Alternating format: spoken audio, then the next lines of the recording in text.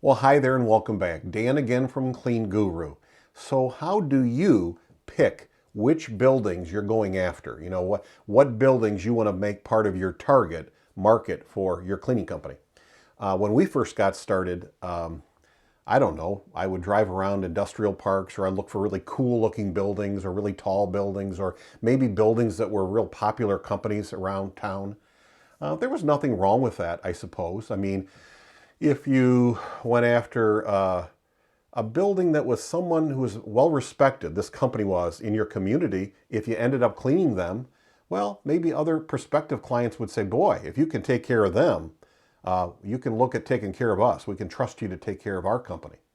So there's nothing wrong with those factors. But we started to look at other kinds of things that were more useful to us. One of those things was employee count. Employee count really helped because when it comes to the frequency of cleaning, we found not so much, it didn't have to be necessarily a huge building, but if you had a real good employee count, that's what drives much of the need for cleaning. So in terms of the use of the lunchrooms and the restrooms and all the areas, when you have folks in there working, the place needs to be cleaned is a general connection. And so that really helped us. And so we would try to get together a list of companies based on one factor being employee count. The second factor we would use would be the kind of business. So we went after, let's say, professional buildings, medical buildings, industrial buildings, those kinds of things. Now, other companies may target daycare centers or schools or auto dealers, but that was our focus. But it was a good thing to do because you can kind of make your cleaning really specific for those kinds of businesses.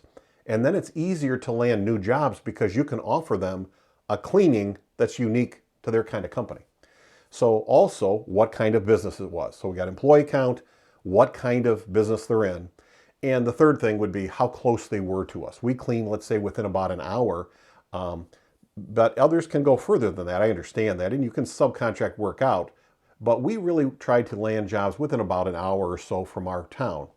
And the reason why is if we picked up a job far away, it may have a good employee count and might be an industrial or medical building.